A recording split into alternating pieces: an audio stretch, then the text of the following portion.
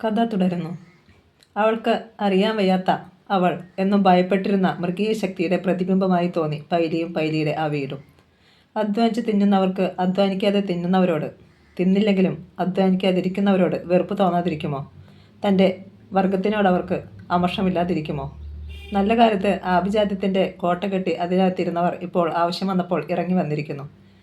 Pitch ചീന്താനുള്ള വൈരാഗ്യം കാണും.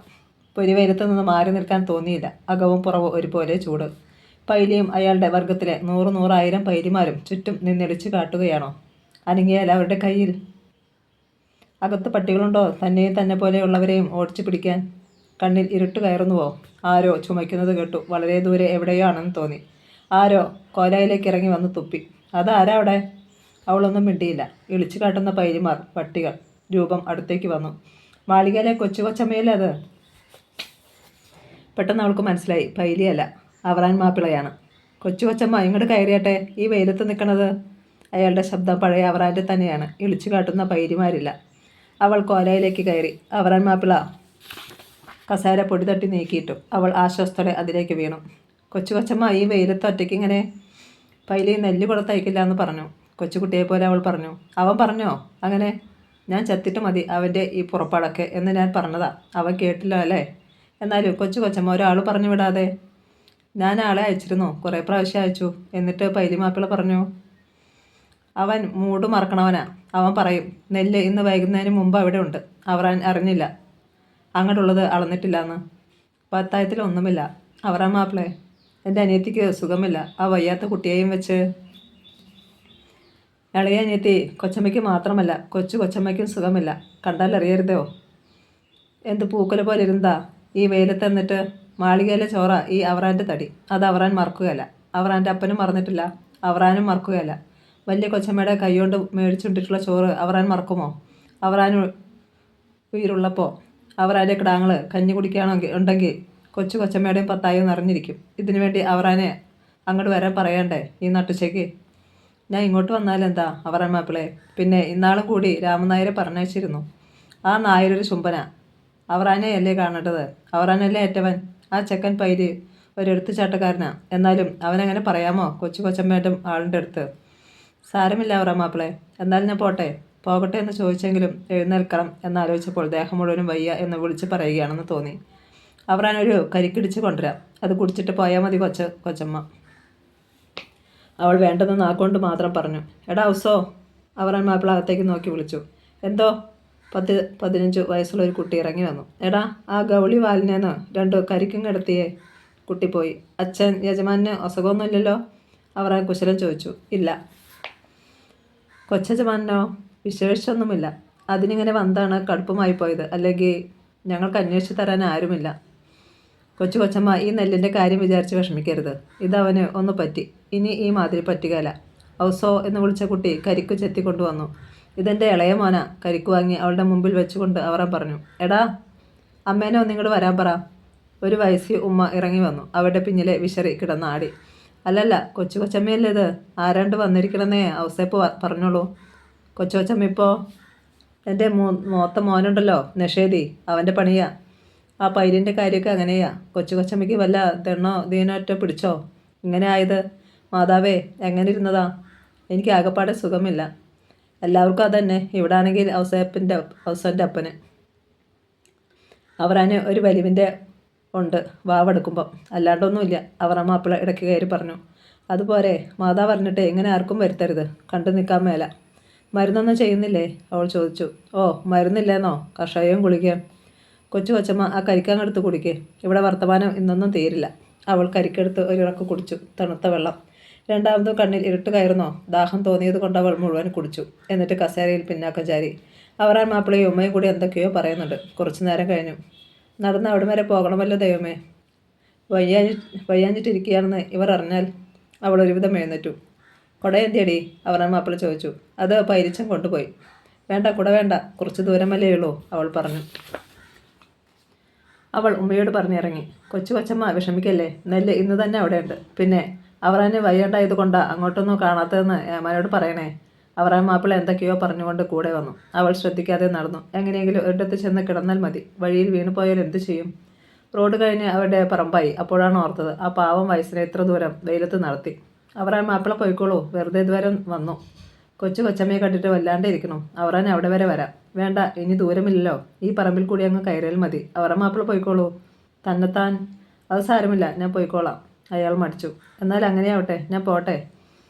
അവൾ പറമ്പിലേക്ക് കയറി. എവിടെയെങ്കിലും ഒന്ന് ഇരിക്കാൻ കഴിഞ്ഞെങ്കിൽ. ഇല്ല, ഇരുന്നാൽ പിന്നെ എഴുന്നേൽക്കില്ല. അവൾ പാടുപെട്ട് കാല് വലിച്ചു നടന്നു. വിയർപ്പ് തലമുടിക്കിടയിലൂടെ കഴുത്തിലേക്ക് ഒഴുകി. പിന്നെയും കണ്ണു കാണാതാവുകയാണോ? ആവൂ, എത്തി. ചവിട്ടുകല്ല് തപ്പിയാണ് കയറിയത്. ഇവിടെ എങ്ങാണ്ട് കസേര കാണണം. അവൾ ചൂര കസേരയിലേക്ക് വീണ് കണ്ണടച്ചു. ഒരു യുഗം കഴിഞ്ഞുവോ? തണുക്കുന്നെന്ന് തോന്നി. വല്ലതും പുതയ്ക്കാൻ കിട്ടിയിരുന്നെങ്കിൽ. വിറയ്ക്കുന്നു. കൊച്ചേച്ചി. അവൾ കണ്ണു തുറന്നില്ല. ഇതെന്താ ഇവിടെ ഇങ്ങനെ ഇരിക്കുന്നത്? കൊച്ചേച്ചി എങ്ങോട്ടാണ് പോയിരുന്നത്? ദേവൊന്നും മിണ്ടിയില്ല. എന്ത് പറ്റി ചേച്ചി? അപ്പോഴും അവളൊന്നും പറഞ്ഞില്ല. ഒരു തണുത്ത കൈ നെറ്റിയിൽ തൊട്ട് അവൾ ഒന്നുകൂടി വിറച്ചു. പനിയുണ്ടല്ലോ ചേച്ചി? ഇല്ല. കണ്ണു ചിമ്മാതെ വിഴിക്കാതെ അവൾ പറഞ്ഞു. ഉണ്ട്, നല്ല പനിയുണ്ട്. ദേ കൈയൊക്കെ തണുത്തിരിക്കുന്നു. വരൂ, അകത്ത് പോയി കിടക്കണം. അവൾ കൈ പിടിച്ച് എഴുന്നേൽപ്പിക്കാൻ തുടങ്ങുകയാണ്. ഇനിയിപ്പോൾ അവൾ കണ്ണു തുറന്നു. എനിക്കൊന്നുമില്ല രതി, വെയിൽ കൊണ്ടിട്ട് തലചുറ്റിലാണ്. കുറച്ച് കിടക്കട്ടെ. രതി കൈ പിടിച്ചുകൊണ്ട് കൂടെ വന്നു. ഇപ്പോൾ കോണി കയറണ്ട, കിഴക്കകത്ത് കിടക്കാം. ഓ നല്ല കാലം, ആ കോണി കയറണമെന്ന് കൂടി പറഞ്ഞിരുന്നെങ്കിൽ. അവൾ കിടന്ന് പുതപ്പെടുത്ത് കഴുത്തുവരെ വലിച്ചു മൂടി കണ്ണടഞ്ഞു. എന്താ കഴിക്കുക? കഞ്ഞി വയ്ക്കാൻ പറയട്ടെ? രതി ചോദിച്ചു. ഇനിയും സംസാരിക്കണോ? വേണ്ട, ഒന്നും വേണ്ട. എന്നാൽ കാപ്പി ഉണ്ടാക്കി കൊണ്ടുവരട്ടെ? വേണ്ട രതി, ഇപ്പോൾ വേണ്ട, കുറച്ച് കിടക്കട്ടെ, മാറും, എന്നിട്ട് കഴിക്കാം. കൊച്ചേച്ചി എങ്ങോട്ടാണ് പോയിരുന്നത് ഈ വെയിലത്ത് തലചുറ്റിൽ വരുത്താൻ? വയ്യ, ഇനി അതൊക്കെ വിസ്തരിക്കണോ? അവറാൻ മാപ്പിളയെ കാണാനോ? അയാളുടെ വീട് വരെ പോയെന്നോ ഈ ഉച്ചയ്ക്ക്? എന്തിനാ? പിന്നെ പറയാൻ രതി, ഇപ്പോൾ ഇത്തിരി കിടക്കട്ടെ. രതി വാതിൽ ചാരി പോയി. വെയിലിൽ പൊരിയുന്ന പാടങ്ങളും മിനുങ്ങുന്ന ടാറിട്ട റോഡും ഇളിച്ചു കാട്ടുന്ന പൈനിമാരെയും മാറി മാറി കണ്ടുകൊണ്ട് അവൾ മയങ്ങി. ദേവു, ആരോ പതിഞ്ഞ ശബ്ദത്തിൽ വിളിക്കുന്നത് കേട്ടുകൊണ്ട് അവൾ കണ്ണു തുറന്നു. മുറിയിൽ ഇരുട്ടായി തുടങ്ങി. ഓ, നേരം കുറേ ആയി കാണണം. ചായ കൂട്ടിയില്ല. അവൾ എഴുന്നേറ്റു. ദേവു, ഇത് കുടിച്ചിട്ട് കിടക്കൂ. പനിയുള്ളപ്പോൾ ചായ വേണ്ടെന്ന് വെച്ച് കാപ്പിയാണ് കൂട്ടിയത്. മിനി ഗ്ലാസ് കയ്യിൽ തന്നു. ചൂടുള്ള കാപ്പി കുടിച്ചപ്പോൾ കുറച്ച് ആശ്വാസം തോന്നി. നെല്ല് കൊണ്ടുവന്നിരിക്കുന്നു, അളക്കണം എന്ന് പറഞ്ഞ് കല്യാണിയമ്മ വന്ന് വിളിച്ചപ്പോഴാണ് ദേവു കിടക്കുകയാണെന്ന് അറിഞ്ഞത്. അയ്യോ, നെല്ല് കൊണ്ടുവന്നുവോ? അളക്കുന്നിടത്ത് ആരെങ്കിലും വേണ്ടേ? ഞാൻ ചെല്ലാം. ദേവു അവിടെ കിടക്കൂ. ഞാൻ രാമനായരെ പറഞ്ഞേൽപ്പിച്ചിട്ടാണ് വന്നത്. അയാളുണ്ടവിടെ. അത്രയ്ക്കൊക്കെ മതി. ഏതായാലും അവർക്ക് തോന്നുമ്പോൾ കൊണ്ടുവരിക, തോന്നുമ്പോൾ അളക്കുക എന്നാണ്. പിന്നെ ഇഷ്ടം പോലെ ആവട്ടെ. ദേവു പിന്നെയും കിടന്നു. നല്ല പനിയുണ്ട്, മിനി തൊട്ടു നോക്കി പറഞ്ഞു. വിയർക്കുന്നുമുണ്ട്. കൈയും കാലും പച്ചവെള്ളം പോലെ ഇരിക്കുന്നു. എന്താണാവോ ഈശ്വര, ഇതെപ്പോൾ തുടങ്ങി ദേവു? കാലത്തുണ്ടോ? ഡോക്ടറെ ഇപ്പോൾ തന്നെ വിളിക്കുകയാണ് ഭേദം. വെച്ച് കളിപ്പിക്കാതെ. വേണ്ട ചേച്ചി, നാളെ നോക്കിയിട്ട് മതി. തന്നെ മാറുകയാണെങ്കിൽ പിന്നെ അയാളെ വിളിച്ച് 5 രൂപ മുടക്കുന്നത് എന്തിന്? ഇന്ന് നോക്കാം. ഇപ്പോൾ ഡോക്ടർ വീട്ടിൽ കാണുകയുമില്ല. ഏതായാലും ഞാൻ മുളക് ചാറുണ്ടാക്കാൻ പറഞ്ഞിട്ടുണ്ട്. കുടിക്കാൻ വിഷമമാണെങ്കിൽ കഞ്ഞിയിൽ ഒഴിച്ച് കഴിക്കാം. പിന്നെ ഒന്നും പറയാതെ മിനി അവളുടെ കട്ടിലിരുന്നു. ആ നെല്ലിളക്കുന്നിടത്ത് ഒന്ന് ചെന്ന് നോക്കിയിട്ട് വരികയെങ്കിലും ചെയ്യുമെന്ന് പറയണമെന്ന് തോന്നി. പറഞ്ഞില്ല. അവൾ സന്ധ്യയ്ക്ക് കുറച്ച് കഞ്ഞി കുടിച്ചെന്ന് വരുത്തി ഉറങ്ങി. അച്ഛനോ രതിയോ ആരൊക്കെയോ വന്ന് അടുത്ത് നിന്നതായി തോന്നി. പക്ഷേ മുഴുവൻ ഉറക്കം തെളിഞ്ഞില്ല. നേരം നല്ലവണ്ണം വെളിച്ചമായിട്ടാണ് ഉണർന്നത്. എഴുന്നേൽക്കണമല്ലോ ഇനി. എഴുന്നേൽക്കുകയേ വേണ്ടായിരുന്നെങ്കിൽ. അത് പറ്റുമോ? പല്ല് തേച്ച് വന്നപ്പോഴേക്കും വയ്യാതായി. പിന്നെയും കിടന്നു. മിനി കാപ്പിയും കൊണ്ടുവന്നു. അപ്പോഴേക്കും കസേര ഉരുട്ടിക്കൊണ്ട് ചേട്ടനും പിന്നാലെ രതിയും എത്തി. ചേട്ടൻ തൊട്ട് നോക്കിയിട്ട് പറഞ്ഞു, പനിയുണ്ട്, ഡോക്ടർക്ക് ആളയക്കണം. 10 മണിയോടുകൂടി ഡോക്ടർ എത്തി. അദ്ദേഹം അരമണിക്കൂർ തട്ടിയും മുട്ടിയും കുഴൽ വെച്ചൊക്കെ നോക്കി. ശ്വാസം പിടിക്കൂ, വിടൂ, ചുമയ്ക്കൂ. എന്തൊരു ബോറാണ്. മിക്സ്ചറും ഗുളികകളൊക്കെ എത്തി. ഇന്ന് മാറും, നാളെ മാറും എന്ന് വിചാരിച്ചിരുന്നു. ദിവസങ്ങൾ കഴിഞ്ഞു. പനി വിടുന്നില്ല. ക്ഷീണമാണെങ്കിൽ എഴുന്നേൽക്കണമെന്ന് തോന്നാത്തതിലാണ് അവൾക്ക് പരിഭ്രമം. ഇനി ഒരിക്കലും എണീറ്റ് നടക്കണമെന്ന് തോന്നിയില്ലെങ്കിൽ. ഡോക്ടർ ദിവസവും വരുന്നുണ്ട്. ഇങ്ങനെ കിടന്നു തുടങ്ങിയിട്ട് എത്ര നാളായി എന്ന് പോലും ഓർമ്മയില്ല. ഒരു വെള്ളിയാഴ്ചയായിരുന്നു. അച്ഛൻ കാവിൽ പോയി തൊഴുത് മഞ്ഞൾ പ്രസാദവും മറ്റും കൊണ്ടുവന്നു. അന്ന് അവരുടെ പതിവ് ഡോക്ടർ അല്ല വന്നത്. ഒരു ഡോക്ടർ പണിക്കർ വലിയ ആളാണ്. അവരുടെ ഡോക്ടർ പറഞ്ഞിട്ട് വിളിച്ചതാണ്. അരമണിക്കൂറിലധികം നേരമെടുത്തു പരിശോധന. പുറത്ത് ഓരോ സ്ഥലത്തായി വിരൽ കൊണ്ട് കൊട്ടി നോക്കി. പിന്നെ സ്റ്റെത്തസ്കോപ്പ് കൊണ്ടുള്ള പണിയായി. അവിടെ വെച്ച് ഒന്നും പറഞ്ഞില്ല. ഡോക്ടർ പോയി കുറേ കഴിഞ്ഞ് ചേട്ടൻ തനിയെ മുറിയിലേക്ക് വന്നു. കുറേ നേരം വെറുതെ ഓരോ വർത്തമാനം പറഞ്ഞുകൊണ്ടിരുന്നു. എന്തോ കാര്യമായിട്ടുണ്ടാണ്. അത് പറയാനുള്ള വിഷമമാണ്. സംസാരിക്കുന്ന ഇടയ്ക്ക് ചേട്ടൻ പെട്ടെന്ന് ചോദിച്ചു, ദേവുവിന് നാളെ ആശുപത്രി വരെ ഒന്ന് പോകരുതോ? എന്താ ചേട്ടാ? ഡോക്ടർ അവിടെ കിടക്കണമെന്ന് പറഞ്ഞുവോ? അല്ല, ഒന്ന് എക്സ്റേ എടുക്കുന്നതാണ് സേഫ് എന്ന് അങ്ങർക്ക് ഒരു അഭിപ്രായം. എനിക്കും തോന്നുന്നത് അതാണ് നല്ലതെന്നാണ്. പോകാം. ഒരു 10 മണിയോടുകൂടി എത്തിയാൽ ഡോക്ടർ അവിടെ കാണുമെന്നാണ് പറഞ്ഞിരിക്കുന്നത്. ഞാൻ കാറ് ഏർപ്പാട് ചെയ്യാൻ അയച്ചേക്കട്ടെ? ഓ, 9:30 തിരിച്ചാൽ മതിയല്ലോ അല്ലേ? ഓഹോ, ധാരാളം. അവൾ കാലത്തെ എഴുന്നേറ്റ് പോകാനൊരുങ്ങി. രാത്രി മുഴുവൻ ഉറങ്ങിയിട്ടില്ല. പരിഭ്രമം പുറത്ത് കാണിക്കരുത്. അല്ലെങ്കിൽ തന്നെ രതിയും മിനിയും നടക്കുന്നത് കണ്ടാൽ സഹിക്കില്ല. നേരത്തെ തയ്യാറായി നിന്നേക്കാം. കുളിക്കാതെ കിടന്ന് തലമുടി മെഴുക്കില്ലാതെ വല്ലാതായി. രതി ദിവസവും വൈകുന്നേരം വേർപെടുത്ത് രണ്ടായി പിന്നിട്ട് തരും. എന്നിട്ടിങ്ങനെ. അവൾ എഴുന്നേറ്റ് നിന്ന് പിന്നൽ അഴിക്കുന്നത് കണ്ടപ്പോൾ രതി വന്നു. കൊച്ചേച്ചി എന്തിനാ ദേഹം ഇളക്കുന്നത്? ഞാൻ നേരെയാക്കി തരാം. രണ്ടായി പിഞ്ഞണ്ട കേട്ടോ. അഴിച്ചു കഴിഞ്ഞപ്പോൾ ദേവ് പറഞ്ഞു, അതല്ലേ ചേച്ചി സൗകര്യം. പുറത്തേക്ക് പോകേണ്ടതല്ലേ? വേണ്ട, ആശുപത്രിയിൽ നിന്ന് വന്നിട്ട് അങ്ങനെയാക്കാം. അവൾ 8:30 തയ്യാറായി. ഒരു ഗ്ലാസ് പാല് മാത്രം കുടിച്ചു. റൊട്ടി കൊണ്ടു വന്നു വെച്ചിട്ട് ചെല്ലുന്നില്ല. കൃത്യസമയത്ത് കാറെത്തി. പരമേശ്വരൻ നായരുടെ വണ്ടിയല്ല, അത് ദൂരെ എവിടെയോ പോയിരിക്കുകയാണ്. ഒരു പരിചയവുമില്ലാത്ത ഡ്രൈവർ. മിനിയും അച്ഛനും കൂടെ കയറി. ആശുപത്രിയുടെ ഗേറ്റ് കടന്ന് തെക്കോട്ട് തിരിഞ്ഞ് ഒരു ചെറിയ കെട്ടിടത്തിന് മുമ്പിൽ വണ്ടി നിന്നപ്പോൾ അവൾ വാച്ച് നോക്കി. 10:05. ഇതായിരിക്കും എക്സ്റേ എടുക്കുന്ന സ്ഥലം. അച്ഛനും മിനി ഇറങ്ങി. ഡോക്ടറെ കണ്ടിട്ട് വരട്ടെ, മിനി പറഞ്ഞു. ഒരു 5 മിനിറ്റിനുള്ളിൽ അവർ തിരിച്ചു വന്നു. ഡോക്ടർ വാർഡിലാണത്രേ. ഇനിയിപ്പോൾ എന്താണ് വേണ്ടത്? അദ്ദേഹം മറന്നതായിരിക്കും, ദേവു പറഞ്ഞു. അവിടെ ചെന്ന് ഓർമ്മിപ്പിക്കണ്ടേ? വന്നില്ലെങ്കിലോ? എത്ര നേരം ദേവുവിനെ ഇങ്ങനെ നിർത്തും? മിനി ചോദിച്ചു. ഞാൻ പോയി നോക്കിയിട്ട് വരാം, അച്ഛൻ പതുക്കെ പറഞ്ഞു. ചേച്ചിയും ചെല്ലൂ. ദേവു തനിയെ. അവസാരമില്ല, കാറിൽ നിന്ന് ഇറങ്ങണ്ട, അച്ഛൻ പറഞ്ഞു. വണ്ടി ഇവിടെ ഇടാൻ അവർ സമ്മതിക്കില്ലല്ലോ, പിന്നെന്ത് ചെയ്യും? അങ്ങേപ്പുറത്താണ് പാർക്ക് ചെയ്യാനുള്ള സ്ഥലം. ഇതൊക്കെ കേട്ടുകൊണ്ട് നിന്ന് ഡ്രൈവർ പറഞ്ഞു. ഞാൻ ഇവിടെ ഇറങ്ങി നിന്നോളാം. എന്നാൽ പിന്നെ ദേവു തന്നെ. ഞാൻ പോയി നോക്കിയിട്ട് വരാം, അച്ഛന് വിഷമം. സാരമില്ല, ചേച്ചിയും പോകൂ. ഇവിടെ എവിടെയെങ്കിലും ഇരിക്കാൻ സ്ഥലം കാണും. ഇവിടെ ഇരിക്കുന്നത്? മിനി തുടങ്ങി. നമുക്ക് നോക്കാം, ചേച്ചി വരൂ. അവർ രണ്ടുപേരും കൂടി അകത്തേക്ക് കയറി. ഒരു വശം മുഴുവൻ സ്ക്രീൻ വെച്ച് മറിച്ച ഒരു വലിയ മുറിയാണ്. വരാന്ത കഴിഞ്ഞാൽ എതിരെ ചുമരിനോട് അടുപ്പിച്ച് ഒരു ബെഞ്ചിട്ടിട്ടുണ്ട്. ഒരറ്റത്ത് തീരെ ചടച്ച ഒരു ചെറുപ്പക്കാരി സ്ത്രീ ചാരിയിരിക്കുന്നു. അടുത്ത അവരുടെ അമ്മയാണെന്ന് തോന്നുന്ന വേറൊരു സ്ത്രീയും. ഇടതുഭാഗത്ത് ഇതുപോലൊരു ബെഞ്ചിൽ 2-3 ആണുങ്ങൾ. ഇവിടെ എങ്ങനെ ഇരിക്കും ദേവു? ആ ഡോക്ടറെയും സമ്മതിക്കണം. 10 കൃത്യം ഇവിടെ കാണുമെന്ന് പറഞ്ഞതാണ്. സാരമില്ല ചേച്ചി, ഞാനും കൂടെ ഇരിക്കാം. അല്ലാതെ അച്ഛനെ കൊണ്ട് തന്നെ ആ വാർഡ് അന്വേഷിച്ച് ഡോക്ടറെ കണ്ടുപിടിക്കാൻ പറ്റില്ല ചേച്ചി. അതും ശരിയാണ്. എന്നാലും ദേവുവിന് തന്നെ. സാരമില്ല, ചേച്ചി വേഗം ചെല്ലൂ. നീണ്ട ബെഞ്ചിൻ്റെ ഒരറ്റത്ത് അവളും ഇരുന്നു. മിനി പോയി. കർട്ടൻ വെച്ച് തിരിച്ചിരിക്കുന്ന മുറികളിൽ ഒന്നിൻ്റെ വാതിൽക്കൽ നിന്നിരുന്ന സ്ത്രീ വന്ന് അടുത്തിരുന്നു. എന്താ സൂക്കേട്? അവർ തുടങ്ങി. എക്സ്റേ എടുക്കണം. സൂക്കേട് എന്തെന്നാ? പനി. കുറച്ച് ദിവസമായി തുടങ്ങിയിട്ട്. ചുമയുണ്ടോ? ദൈവമേ, ഈ ദുഷ്ടസ്ത്രീക്ക് നിർത്തരുതേ. കുട്ടിക്ക് ലേറ്റ് കാണിക്കാൻ വന്നതാണ് ഞാൻ. എൻ്റെ വീട് കാഞ്ഞിരമറ്റത്താ. വടപ്പുറന്നാൻ്റെ മകന് ഇവിടെ ജോലിയുണ്ട്. അവൻ്റെ കൂടെയാണ് ഇപ്പോൾ ഈ കുട്ടിക്ക് ലേറ്റ് കാണാൻ വേണ്ടി. നിങ്ങളുടെ വീട് എവിടെയാ? ഇവിടെ തന്നെ. കൂടെ വന്നിരുന്നാരാ? അച്ഛനാ? മറ്റേതോ? ചേച്ചി. 2 ആഴ്ചയായി ഞാൻ വീട്ടിൽ നിന്ന് പോന്നിട്ടേ. ആരുമില്ല അവിടെ. പിള്ളേരുടെ അച്ഛൻ ആലപ്പുഴയാ. ഞങ്ങളെ ഇവിടെ കൊണ്ടുവന്നാക്കി അങ്ങോട്ട് പോയി. അമ്മയുടെ വീട്ടിൽ. വയസ്സായിരിക്കുന്നു. മൂത്ത ചെക്കനെയാണ് ഒക്കെ ഏൽപ്പിച്ചിരിക്കുന്നത്. തെങ്ങു കയറ്റാറായി. ചെക്കൻ എന്തൊക്കെയോ കാരണമാവോ. കിഴക്കേ ഭാഗത്തെ കട്ടന് പിന്നിൽ നിന്ന് കിണി എന്ന മണി അടിച്ചു. ടൈം പീസിൻ്റെ അലാറം പോലെ. വെള്ള ഫ്രോക്കും വെള്ളത്തൊപ്പിയുമായി ഒരു നേഴ്സ് അകത്തു നിന്ന് വന്നു. കുട്ടിയെ തിരിച്ചു കിടത്തു, അവർ വാതിൽക്കൽ നിന്നുകൊണ്ട് പറഞ്ഞു. കാഞ്ഞിരമറ്റത്തുകാരി വർത്തമാനം നിർത്തി എഴുന്നേറ്റ് പോയി. ആ കുട്ടിക്ക് എന്താണ് സൂക്കേടെന്ന് ആ സ്ത്രീ പറഞ്ഞില്ല. TB ആണോ? എല്ലാവർക്കും TB. വേറൊരു നേഴ്സ് വന്ന് ബെഞ്ചിന്മേലിരിക്കുന്ന പുരുഷന്മാരിൽ ഒരാളോട് എന്തോ പറഞ്ഞു. അയാൾ എഴുന്നേറ്റു. ബെഞ്ചിൻ്റെ അറ്റത്ത് കണ്ണടച്ചു കിടന്നിരുന്ന ചടച്ച സ്ത്രീയെ അവരുടെ അമ്മ പതുക്കെ പിടിച്ച് എഴുന്നേൽപ്പിച്ചു. ആ പുരുഷന് അമ്മയും കൂടി എടുക്കുന്നത് പോലെ താങ്ങി അവരെ പുറത്തേക്ക് കൊണ്ടുപോയി. കാഞ്ഞിരമറ്റത്തുകാരി അത് കണ്ടുകൊണ്ട് തിരിച്ചു വന്നു. പിന്നെയും അടുത്തു വന്നു. വയറ്റിലെ എന്താണ്ട് വ്യാധിയാ അതിന്. ഒന്നേ പറ്റിട്ടുള്ളൂ. ചെറുപ്പം. ഭർത്താവ് കൂടെ ഉണ്ടായിരുന്നത്. അയാളുടെ യോഗം. കൈ വെച്ച് കെട്ടിയ ഒരു കുട്ടിയെയും കൊണ്ട് ഒരാൾ വന്നു. കുട്ടി ഇടയ്ക്കിടെ ഞരങ്ങുന്നുണ്ട്. നിങ്ങൾക്ക് സംബന്ധക്കാരനായോ? അവർ പിന്നെയും തുടങ്ങി. ഇല്ല. അകത്തുനിന്ന് സ്ട്രെച്ചറിൽ ഒരാളെ എടുത്തുകൊണ്ടുവന്നു. ഈർക്കിൽ വളച്ചിട്ടതുപോലെ ഒരു സ്ത്രീ. തല മുട്ടയടിച്ചിരിക്കുന്നു. മുഖമാകെ ഒരു മഞ്ഞ നിറം. അവളൊന്ന് നോക്കി. ദൈവമേ. കട്ടന് പിന്നിലെ 2ാമത്തെ മുറിയിലേക്കാണ് കൊണ്ടുപോയത്. അകത്ത് കിടത്തി സ്ട്രെച്ചർ എടുത്തവർ തിരിച്ചു പോന്നു.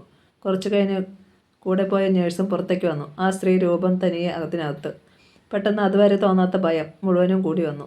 വയറ്റിനടിയിൽ ഒരാളൻ. ഭഗവാനെ, ഇവിടെ വീഴുമോ? നിനക്കെന്താ? പരവേശം എടുക്കുന്നുണ്ടോ? ഇല്ല, ഒന്നുമില്ല. അവൾ ചുമരിലേക്ക് ചാരി കണ്ണടച്ചു. ദേവു ഇവിടെ? പരിചയമുള്ള ശബ്ദം കേട്ടവൾ തലപൊക്കി. വിമല. അവളുടെ കണ്ണ് നിറഞ്ഞു. സമാധാനമായി. വിമല വേഗം അടുത്തേക്ക് വന്നു. എന്തു പറ്റി ദേവു? എന്താണ്? ഒന്നുമില്ല വിമലേ.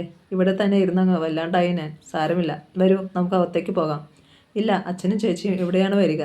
അത് സാരമില്ല, അതെ, അപ്പുറത്തെ മുറിയിൽ പോയിരിക്കാം. അവർ വരുമ്പോൾ കാണാം. അകത്ത് ഒരാഴമുള്ള ചുരൽ കസേരയിൽ വിമല അവളെ പിടിച്ചിരുത്തി. കാപ്പി വരുത്തട്ടെ ദേവു? കാൻറ്റീനുണ്ട് ഇവിടെ. അയ്യോ വേണ്ട. വലിയ ഗുണമില്ല അവിടുത്തെ കാപ്പി, അതാണ്. വേണ്ട വിമലെ, കാപ്പിയൊന്നും വേണ്ട. അവൾ കുറച്ചു നേരം മിണ്ടാതെ കണ്ണടച്ച് കിടന്നു. പുറത്ത് കുറച്ചങ്ങോട്ട് മാറിയാൽ നല്ല ഹോട്ടലുണ്ട്, അവിടെ നിന്ന് വരുത്താം, അത് ഭേദമാണ്. വേണ്ട വിമലെ, എനിക്കിപ്പോൾ ഒന്നുമില്ല. വിമലയുടെ മുറിയാണത്, അവൾ തുടർന്നു. എൻ്റെ മുറിയോ? മുറി കിട്ടാനൊന്നും ആയില്ല. 2-3 കൊല്ലം കൂടി കഴിയണം. ഇത് ഡോക്ടർ കുര്യൻ്റേതാണ്. അങ്ങേരാണ് റേഡിയോളജി. ദേവ് വന്നത് എന്തിനാണെന്ന് പറഞ്ഞില്ലല്ലോ. അപ്പോൾ ഡോക്ടർ കുര്യൻ വന്നു. കുര്യൻ വരുമ്പോൾ ഞാൻ പറഞ്ഞോളാം. എന്തിനാണ് വന്നതെന്ന് പറയൂ. എക്സ്റേ എടുക്കാൻ. ആർക്ക്? എനിക്ക്. കുറച്ചു നേരത്തേക്ക് വിമല ഒന്നും പറഞ്ഞില്ല. മിനിയും അച്ഛനും വന്നിട്ടുണ്ടെന്നല്ലേ പറഞ്ഞത്? അവരെവിടെ പോയി? ഡോക്ടറെ കണ്ടുപിടിക്കാൻ. അദ്ദേഹം കൃത്യം 10 മണിക്ക് ഇവിടെ കാണുമെന്നാണ് പറഞ്ഞിരുന്നത്. ഏത് ഡോക്ടറാണ്? പണിക്കരാണോ? അതെ. അങ്ങയുടെ കാര്യമൊക്കെ ഇങ്ങനെ തന്നെ. ഇന്ന് ഓപ്പറേഷനുള്ള ദിവസമാണ് അങ്ങർക്ക്. അത് മറന്നു കാണും. എന്നിട്ട് 10-ന് വരാൻ പറഞ്ഞിരിക്കുന്നു. അപ്പോൾ ഇനിയും ഒരുപാട് താമസിക്കുമോ? ഇല്ല, ഇപ്പോൾ തിയേറ്ററിൽ നിന്ന് ഇറങ്ങിക്കാണും. അച്ഛനും ഇനിയും വരട്ടെ. കണ്ടില്ലെങ്കിൽ ഞാൻ പോയി പിടിച്ചുകൊണ്ട് വരാം. രതിക്ക് വിശേഷമൊന്നുമില്ലല്ലോ? കുറച്ചു നേരം കഴിഞ്ഞ് വിമല ചോദിച്ചു. ഇല്ല, ഇപ്പോൾ എന്നെ ശുശ്രൂഷിക്കലാണ്. ഇപ്പോൾ പുറത്ത് ആരോ ഉറക്കെ സംസാരിക്കുന്നത് കേട്ടു. ആ ഡോക്ടർ കുര്യൻ്റെ വരവുണ്ട്, വിമല പറഞ്ഞു. വെള്ളവേഷത്തിൽ ഒരു വലിയ മനുഷ്യൻ അകത്തേക്ക് കടന്നു വന്നു. വിമല എഴുന്നേറ്റു. അവളും. വിമല, ഇരിക്കൂ, ഇരിക്കൂ, രണ്ടുപേരിരിക്കൂ. ആ വലിയ ഒച്ച അവിടെ കിടന്നു മുഴങ്ങി. അദ്ദേഹം മേശയ്ക്ക് പിന്നിലെ കസേരയിലിരുന്നു. സിഗരറ്റ് കൊളുത്തി. നിങ്ങൾക്ക് സിഗരറ്റ് ഓഫർ ചെയ്യണ്ടല്ലോ, വേണോ? ഡോക്ടർ, ഇതെൻ്റെ ഒരു ഫ്രണ്ടാണ്, ദേവകി. ഒരു എക്സ്റേ എടുക്കാൻ വന്നിരിക്കുകയാണ്. ഡോക്ടർ പണിക്കരുടെ പേഷ്യൻറ്റ്. 9:45-ന് ഡോക്ടർ ഇവിടെ കാണുമെന്ന് പറഞ്ഞിട്ട്. അവൻ്റെ പൊടി ഇവിടെ എങ്ങും ഇല്ല അല്ലേ? അവൻ പണ്ടും പതിവ് ഇങ്ങനെയാണ്. ഡോക്ടർ ഉറക്കെ പൊട്ടിച്ചിരിച്ചു. കട്ടന് പിന്നിൽ കിടക്കുന്ന തല മുട്ടയടിച്ച സ്ത്രീരൂപവും ആ പൊട്ടിച്ചിരി കേട്ട് കാണും. ഡോക്ടർ അതിനധികം ഇരിക്കാൻ വയ്യ. കിടക്കുന്ന മനുഷ്യരെ വിളിച്ചു കൊണ്ടുവന്നു. എക്സ്റേ എടുക്കുകയില്ലേ വേണ്ടോ? അദ്ദേഹം ദേവിൻ്റെ നേരെ തിരിഞ്ഞു. അതിന് വിഷമിക്കേണ്ട, ഇപ്പോൾ ശരിപ്പെടുത്തി തരാം. ഞാനാണ് പടമെടുക്കുന്നത് ഇവിടെ, പണിക്കരച്ഛനല്ല. അദ്ദേഹം ചിരിച്ചു. മുഴങ്ങുന്ന പൊട്ടിച്ചിരിയല്ല, ദേവദീനം. അവളും പുഞ്ചിരിക്കാൻ ശ്രമിച്ചു. ആ, എന്നാൽ പോരൂ. അദ്ദേഹം എഴുന്നേറ്റു. അപ്പുറത്തെ മുറിയിലേക്കാണ് പോയത്. അവളും വിമലയും പിന്നാലെ ചെന്നു. മാധവൻകുട്ടി, ഡോക്ടർ ഉറക്കെ വിളിച്ചു. അദ്ദേഹത്തിന് പതുക്കെ ഒന്നും വയ്യ. മാധവൻകുട്ടി വന്നു. എന്താണ് ചെയ്യുന്നതെന്ന് അവൾ ശ്രദ്ധിച്ചില്ല. ജാക്കറ്റിലെ പിൻ ഊരിയേക്കൂ ദേവു, വിമല പറഞ്ഞു. അവൾ പിന്നുകൾ ഓരോന്നായി അഴിച്ചു. ഇങ്ങോട്ട് തന്നേക്കൂ, വിമല പറഞ്ഞു. വിമല ഇന്നലെ സിനിമയ്ക്ക് പോയിരുന്നു അല്ലേ? എന്തൊക്കെയോ ചെയ്യുന്നതിനിടയിൽ ഡോക്ടർ ചോദിച്ചു. ഉവ്വ്. ഡോക്ടറെ ഞാൻ കണ്ടില്ലല്ലോ. അങ്ങനെയാണ്, ഞാൻ അങ്ങോട്ട് കാണും. ലേഡി ഡോക്ടേഴ്സ് റെസ്പോൺസിബിലിറ്റിയുള്ള യങ് വിമൻ. എന്നും സിനിമ കണ്ട് നേരം കളയുക. എന്നും പോകുന്നത് കൊണ്ടല്ലേ ബാക്കിയുള്ളവരെ കാണുന്നത്.